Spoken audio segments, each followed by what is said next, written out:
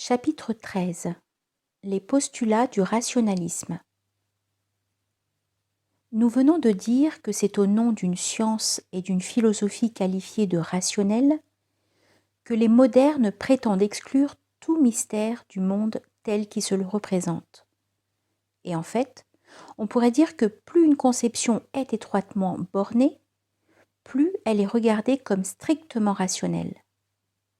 D'ailleurs, on sait assez que, depuis les encyclopédistes du XVIIIe siècle, les plus acharnés négateurs de toute réalité suprasensible aiment particulièrement invoquer la raison, à tout propos, et à se proclamer rationalistes.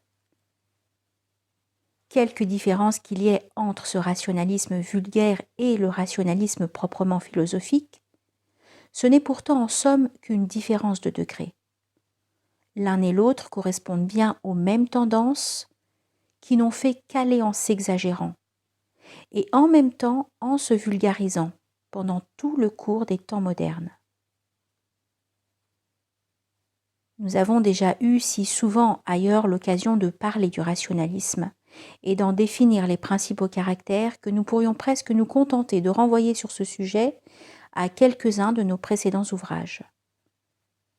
Cependant, il est tellement lié à la conception même d'une science quantitative que nous ne pouvons nous dispenser d'en dire encore au moins quelques mots ici. Nous rappellerons donc que le rationalisme proprement dit remonte à Descartes, et il est à noter qu'il se trouve ainsi, dès son origine, associé directement à l'idée d'une physique mécaniste. Le protestantisme lui avait d'ailleurs préparé la voie, en introduisant dans la religion avec le libre examen une sorte de rationalisme, bien qu'alors le mot n'existât pas encore, n'ayant été inventé que lorsque la même tendance s'affirma plus explicitement dans le domaine philosophique. Le rationalisme sous toutes ses formes se définit essentiellement par la croyance à la suprématie de la raison, proclamée comme un véritable dogme et impliquant la négation de tout ce qui est d'ordre supra-individuel, notamment de l'intuition intellectuelle pure, ce qui entraîne logiquement l'exclusion de toute connaissance métaphysique véritable. La même négation a aussi pour conséquence, dans un autre ordre, le rejet de toute autorité spirituelle, celle-ci étant nécessairement de source supra-humaine. Rationalisme et individualisme sont donc si étroitement solidaires que, en fait, ils se confondent le plus souvent, sauf pourtant dans le cas de quelques théories philosophiques récentes qui, pour n'être pas rationalistes, n'en sont cependant pas moins exclusivement individualistes.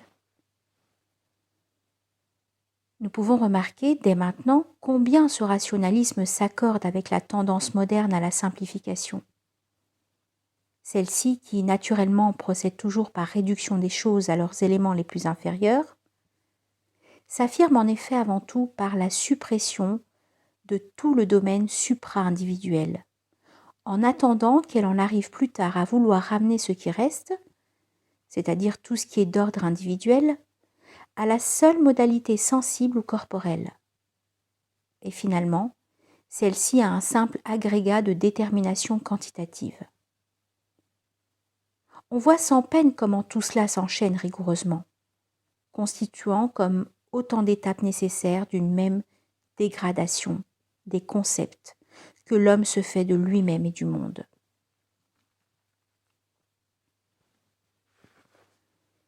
Il y a encore un autre genre de simplification qui est inhérent au rationalisme cartésien et qui se manifeste tout d'abord par la réduction de la nature tout entière de l'esprit à la pensée et de celle du corps à l'étendue. Sous ce dernier rapport, c'est d'ailleurs là, comme nous l'avons déjà vu, le fondement même de la physique mécaniste. Et pourrait-on dire le point de départ de l'idée d'une science toute quantitative. Mais ce n'est pas tout.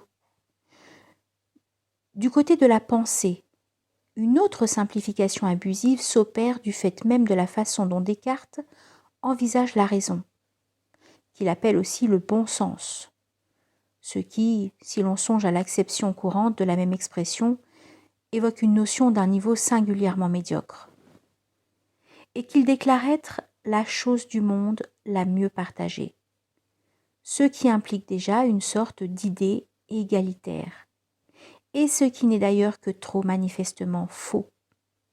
En cela, il confond purement et simplement la raison, en acte, avec la rationalité, en tant que cette dernière est proprement un caractère spécifique de l'être humain comme tel. Assurément, la nature humaine est bien tout entière en chaque individu, mais elle s'y manifeste de manière fort diverse, suivant les qualités propres qui appartiennent respectivement à ces individus et qui s'unissent en eux à cette nature spécifique pour constituer l'intégralité de leur essence. Penser autrement, c'est penser que les individus humains sont tous semblables entre eux et ne diffèrent guère que solo numéro.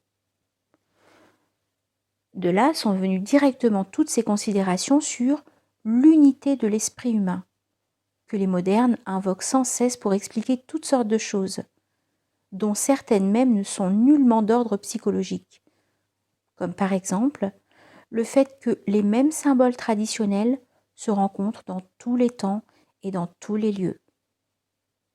Outre que ce n'est point de l'esprit qu'il s'agit réellement pour eux, mais simplement du mental, il ne peut y avoir là qu'une fausse unité, car la véritable unité ne saurait appartenir au domaine individuel, qui est le seul qu'aient en vue ceux qui parlent ainsi, et d'ailleurs aussi, plus généralement, tous ceux qui croient pouvoir parler d'esprit humain, comme si l'esprit pouvait être affecté d'un caractère spécifique. Et en tout cas, la communauté de nature des individus dans l'espèce ne peut avoir que des manifestations d'ordre très général, et elle est parfaitement incapable de rendre compte de similitudes portant au contraire sur des détails très précis. Mais comment faire comprendre à ces modernes que l'unité fondamentale de toutes les traditions ne s'explique véritablement que parce qu'il y a en elles des supra-humains? D'autre part, et pour en revenir à ce qui n'est effectivement qu'humain, c'est évidemment en s'inspirant de la conception cartésienne que Locke, le fondateur de la psychologie moderne, a cru pouvoir déclarer que, pour savoir ce qu'ont pensé autrefois les Grecs et les Romains, il n'y a qu'à rechercher ce que pensaient les Anglais et les Français de nos jours, car l'homme est partout et toujours le même. Rien ne saurait être plus faux.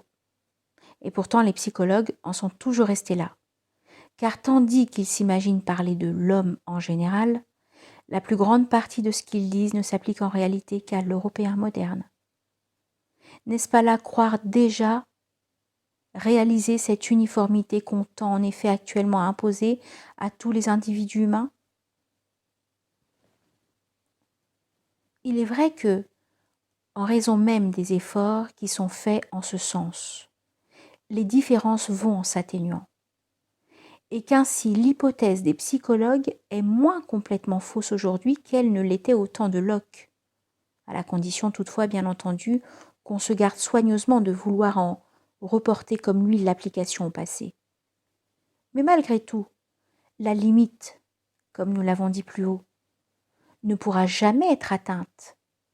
Et tant que ce monde durera, il y aura toujours des différences irréductibles.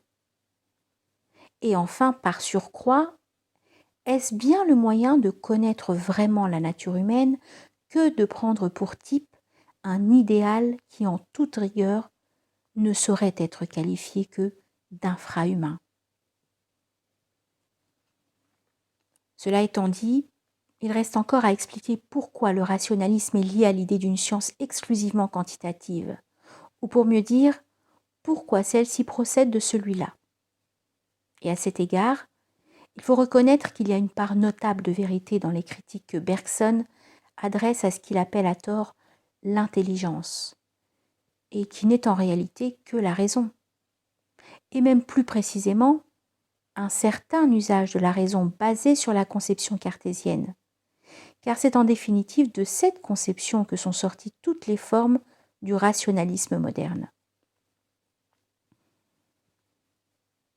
Du reste, il est à remarquer que les philosophes disent souvent des choses beaucoup plus justes quand ils argumentent contre d'autres philosophes que quand ils en viennent à exposer leur propre vue. Et chacun, voyant généralement assez bien les défauts des autres, ils se détruisent en quelque sorte mutuellement. C'est ainsi que Bergson, si l'on prend la peine de rectifier ses erreurs de terminologie, montre bien les défauts du rationalisme, qui, bien loin de se confondre avec le véritable intellectualisme, en est au contraire la négation. Il montre donc bien les défauts du rationalisme et les insuffisances de la raison. Mais il n'en a pas moins tort à son tour, quand, pour suppléer à celle-ci, il cherche dans l'infrarationnel au lieu de s'élever au suprarationnel. Et c'est pourquoi sa philosophie est tout aussi individualiste et ignore aussi complètement l'ordre supra-individuel que celle de ses adversaires. Donc, quand il reproche à la raison, à laquelle nous n'avons qu'à restituer ici son véritable nom, de découper artificiellement le réel, nous n'avons nullement besoin d'adapter sa propre idée du réel, fût-ce à titre purement hypothétique et provisoire, pour comprendre ce qu'il veut dire au fond. Il s'agit manifestement de la réduction de toute chose à des éléments supposés homogènes ou identiques entre eux, ce qui n'est rien d'autre que la réduction au quantitatif, car ce n'est qu'à ce seul point de vue que de tels éléments sont concevables. Et ce découpement évoque même assez clairement les efforts faits pour introduire une discontinuité qui n'appartient proprement qu'à la quantité pure ou numérique, c'est-à-dire en somme la tendance dont nous avons parlé plus haut à ne vouloir admettre comme scientifique que ce qui est susceptible d'être chiffré. De même, quand il dit que la raison n'est à son aise que lorsqu'elle s'applique au solide, que c'est là en quelque sorte son domaine propre, il paraît se rendre compte de la tendance qu'elle a inévitablement quand elle est réduite à elle-même à tout matérialiser au sens ordinaire de ce mot, c'est-à-dire à ne considérer en toute chose que leurs modalités les plus grossières, parce que ce sont celles où la qualité est le plus diminuée au profit de la quantité.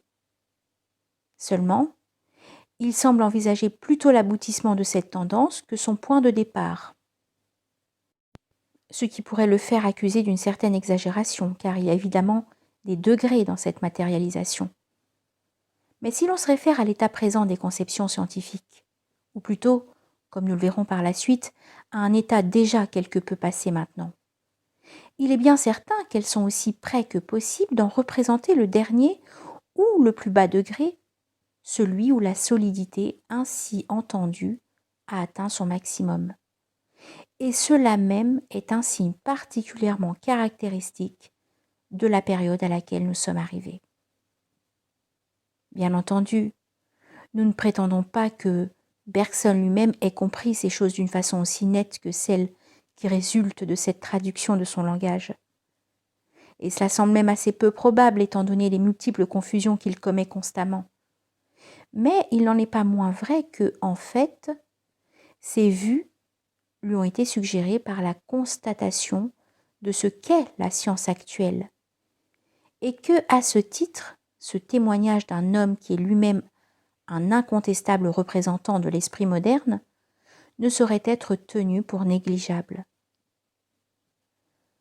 Quant à ce que représentent exactement ses propres théories, c'est dans une autre partie de cette étude que nous en trouverons la signification, et tout ce que nous pouvons en dire pour le moment, c'est qu'elles correspondent à un aspect différent et en quelque sorte à une autre étape de cette déviation dont l'ensemble constitue proprement le monde moderne. Pour résumer ce qui précède, nous pouvons dire encore ceci.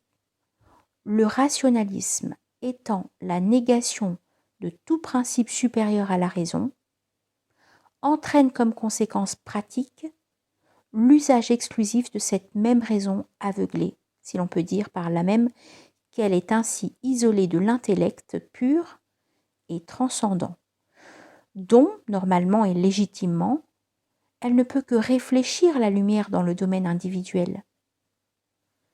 Dès lors qu'elle a perdu toute communication effective avec cet intellect supra-individuel,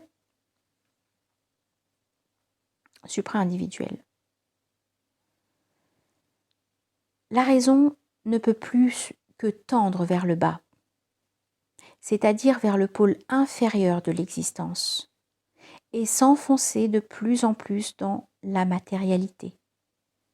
Dans la même mesure, elle perd peu à peu jusqu'à l'idée même de la vérité, et elle en arrive à ne rechercher que la plus grande commodité pour sa compréhension bornée, en quoi elle trouve d'ailleurs une satisfaction immédiate du fait de sa tendance même vers le bas, puisque celle-ci la conduit dans le sens de la simplification et de l'uniformisation de toute chose.